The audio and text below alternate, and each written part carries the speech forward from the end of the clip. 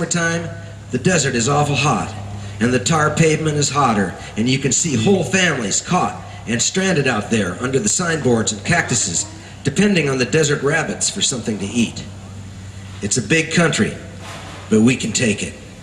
We can sing you songs so full of hard traveling and hard sweating and hard fighting, you'll get big clear blisters in the palms of your hands just listening to us.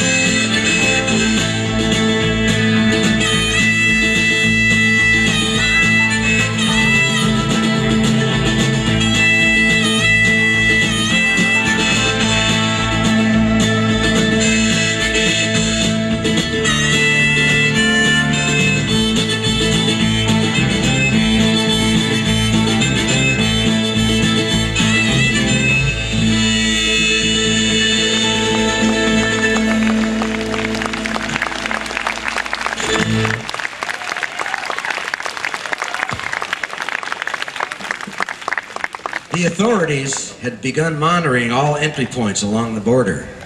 You were met by a wild mob of guards and armed deputies who stopped you with angry words of all kinds, and they actually met you as if you were an army of outsiders invading their country, when really you were looking for a job of work to do with your hands, and you were running away from idleness and debt and a great natural calamity, the great and terrible dust storms that struck your lands and your homes and your loved ones. They asked us questions when we come across the line, asked us where we's from and all about it. And then they tried to turn a lot of us back, the hobos, the boys that was riding the freight trains and hitchhiking down the road that didn't have any money in their pockets. There were families turned back too, most of them traveling in beat-up cars. They'd be asked to show the police just how much money they were carrying. As if it wasn't enough, they were refused entry. The landholders stood to gain from the migrants' misery. The less money they paid the workers to pick fruit or cotton, the more profits they could store up for themselves. When the migrants began to organize to combat the low wages, the landholders hired local thugs called vigilantes to bust them up and drive the organizers out of the region. Members of the local police forces often participated in the attacks. Workers and organizers were brutally beaten, even murdered, and migrant families lived in terror. Have you seen that vigilante man? Have you seen that vigilante man?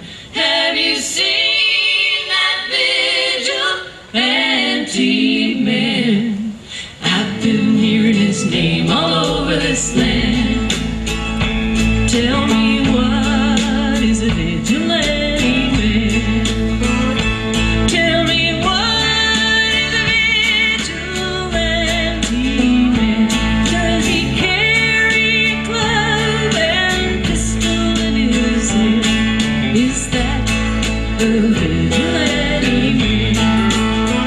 Well, rainy night down at the engine house, and sleeping just as good as a mouse. But a man came along and chased us out in the rain. Was that a vigilante man? Have you seen that vigilante man? Have you seen that vigilante man? Have you seen that vigilante man? I've been hearing his name all over this land.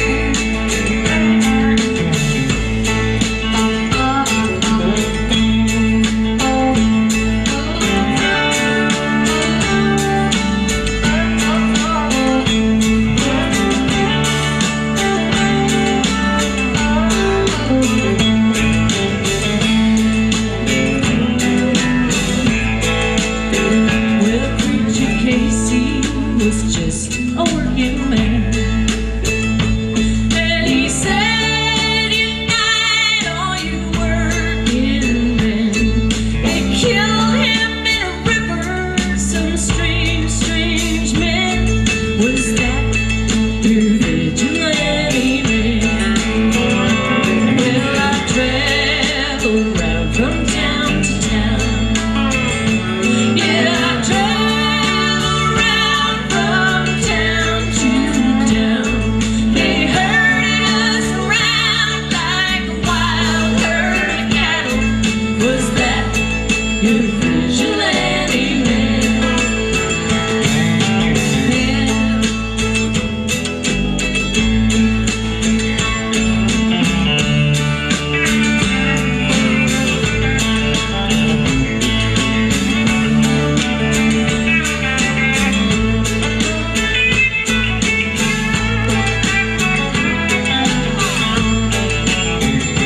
Tell me, why does a vigilante man?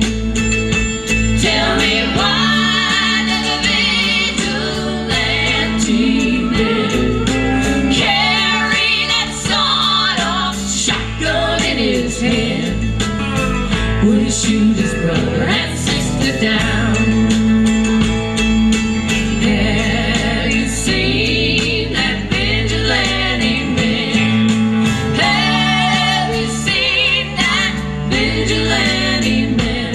Have you seen that vigilante man? I've been hearing his name all over this land. I've been hearing his name all over. I've been hearing his name all over this land.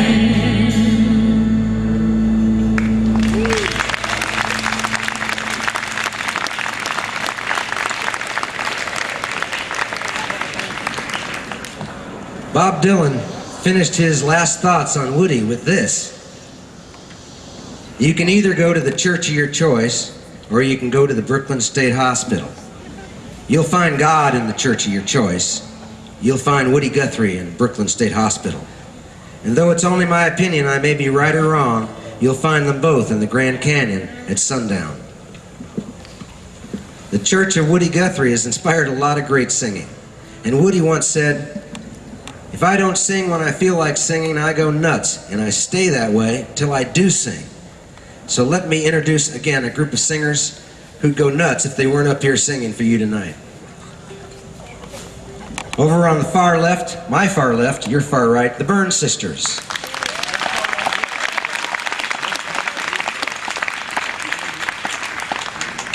In the back, on the guitars, we've got John Inman and Andrew Harden.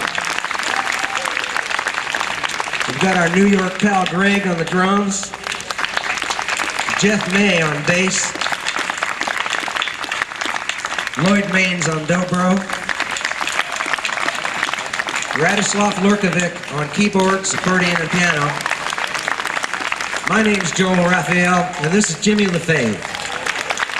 And Terry Hendricks here. I'm sorry, Terry Hendricks next to me here. And we're sorry Radislav's kind of heading back there, but he insisted on getting this grand piano for the show, so he has to be behind the...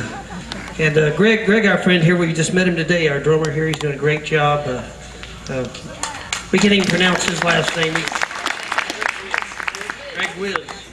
So anyway, we're glad to be here. Pete Seeger said his dad said that you don't judge the musicality of a nation by its virtuosos, but by the ability of a common man to sing, the common people to sing songs. So if y'all want to sing along with this old, one of Woody's favorite old songs, y'all are welcome to. It goes like this.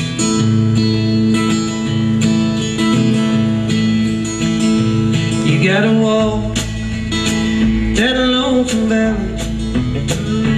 You gotta walk it by yourself. Ain't nobody here gonna walk it for you. You gotta walk that lonesome valley by yourself. There's a road that leads to glory through a valley far away. Nobody else can walk it for you. They'd only point the way. Here we go.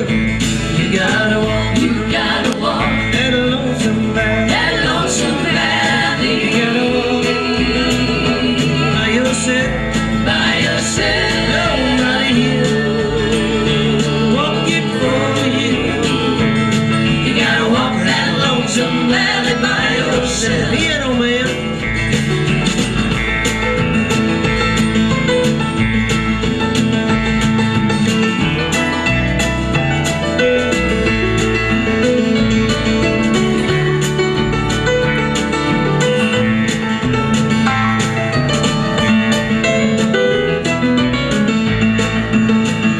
Some folks say John was a Baptist.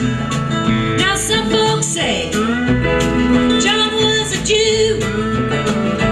But the Holy Scriptures, they're gonna tell you that old John, he was a preacher too. You gotta walk that lonesome valley. You gotta walk by yourself. By yourself. Nobody here walking it for you. You gotta walk that lonesome valley by Tell yourself. every heart.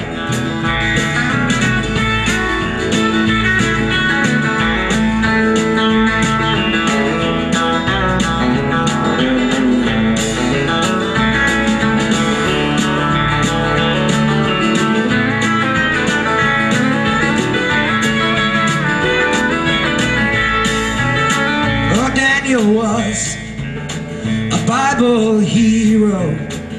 He was a prophet, raging true in a den of roaring lions. And Daniel showed what faith can do for you. You gotta walk You gotta walk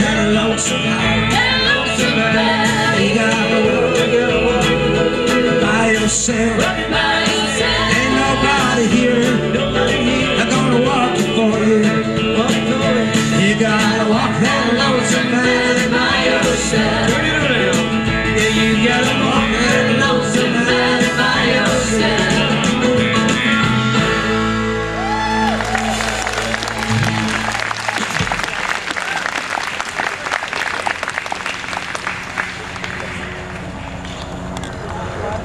I don't know how far I'm gonna have to go to see my own self or to hear my own voice. I tuned in on the radio and for hours I never heard it. And then I went to the moving picture show and I never heard it there.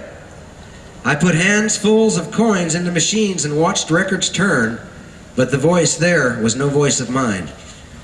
I mean, it was not my voice, the words, not my words, that I hear in my own ears when I walk along and look at your faces. I sit here in a Jewish delicatessen. I order a hot pastrami sandwich on rye bread, and I hear the lady ask me, "Would you like to have a portion of coleslaw on the side?" And I knew when I heard her speak that she spoke my voice. And a fellow sat across at a table near my wall, and he spoke while he ate his salami and drank his beer. And somehow I had the feeling as I heard him speak, and he spoke a long time, but not one word was in my personal language. And I could tell by the deep sound, by the full tone of his voice, that he spoke my language. I suppose you may wonder just how he could speak in a dialect that I could not savvy or understand, and yet understand every sound he made. I learned to do this a long time ago, walking up and down the side roads and the main stems of this land here. And I ate as quiet as I could, so as to keep my eyes and my ears and my feelings wide open, and did hear, heard all that I came to hear in the Coney Island's Jewish air. Heard reflections, recollections, seen faces in memory, heard voices untangle their words before me, and I knew by the feeling I felt that here was my voice. Brad, won't you come out here and use this microphone? Let the people see you. His mother's here today, his family. I think your mom wants to see you.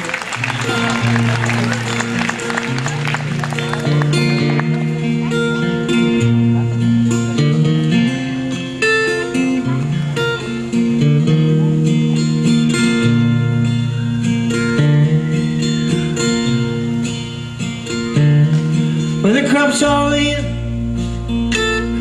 hear the peaches are running, the oranges powder, and the creosote done.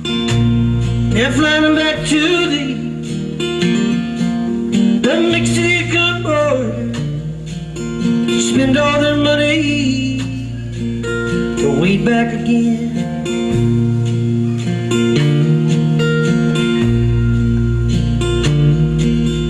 Father's own father, he waded that river.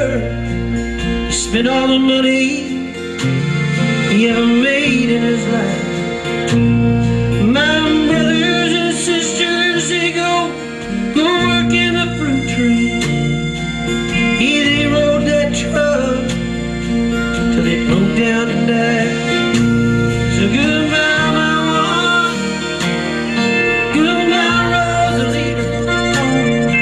Adios, mis amigos.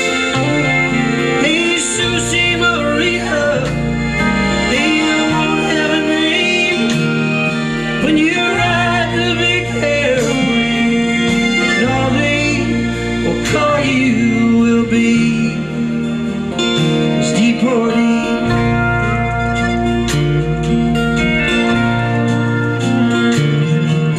Some of us are legal, and others are not wanted. They say I work contracts up and we've got to move on. And it's 600 miles to that Mexican border. They chase us like outlaws, like rustlers like me.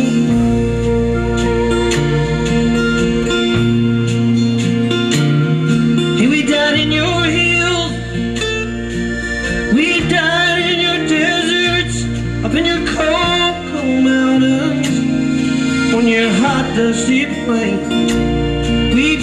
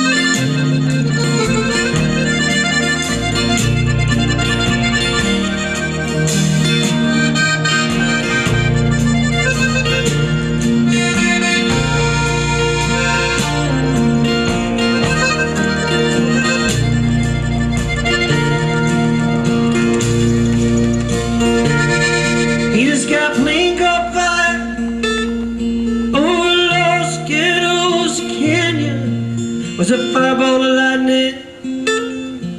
It shook all our heels. And who were these sweet, sweet friends that were scattered like dry leaves? Well, the radio man said, hey, you know, but they were just deportees.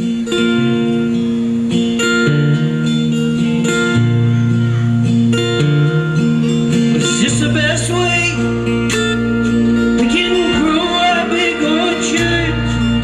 Is this the best way we can grow our good fruit to fall like dry leaves, just to rot on the topsoil? No, be known by no name except deportees. Goodbye, my one. Goodbye, Rosalina. Adios, Rosalina. Hey, Susie Maria. Tell you won't have a dream when you ride in the airplane, and all they will call you will be is deportee.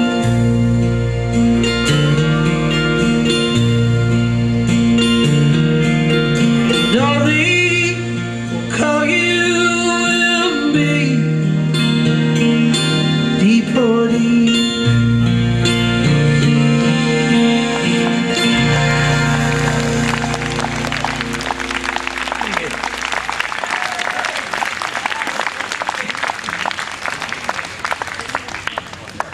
Ladies and gentlemen, boys and girls, a large part of the reason for our Ribbon of Highway Endless Skyway tour while we're out rambling around the country in the spirit of Woody is to help bring attention to the Woody Guthrie Foundation and Archives. The archives are located here in your wonderful city, New York City, where the 11th annual festival. It's a 5-day celebration, and it runs generally the week that's the closest to the 14th of July, which is Woody's birthday. Come join us. We'd love to see you there. Oklahoma's a wonderful place to visit in July. For information on the festival, go to woodyguthrie.org. And remember that proceeds from the Ribbon of Highway Endless Skyway posters on sale here will go to the Archives and Coalition, which are both nonprofit organizations. Thank you very much. Also, I'd like to take this time to give special thanks to Earl Tucker, his staff, Sam Collins and Evan, and especially the Trinity Wall Street Church for bringing us to Governor's Island for this show. We're glad to be here with you folks. Also, thanks for the crew and all the sound folks that helped us out today.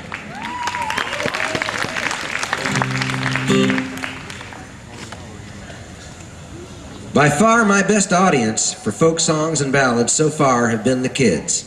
They look and they listen and they don't make a single sound. The story you're telling them in words goes through the minds like newsreels, only plainer. Now, I don't want to see you use my songs to divide nor split your family all apart.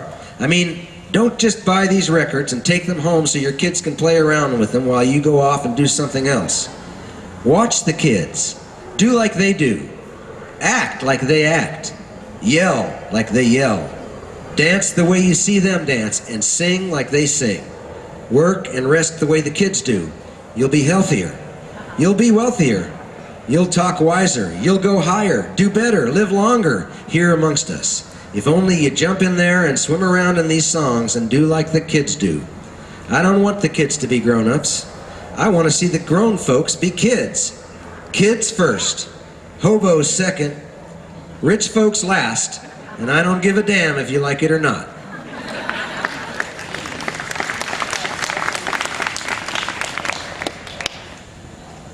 I never stopped to think of it before, but you know, a policeman will just stand there and let a banker rob a farmer.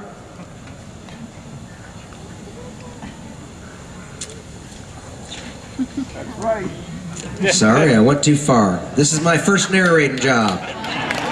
That's my disclaimer. Here's Terry Hendricks to sing another song for you about the kids.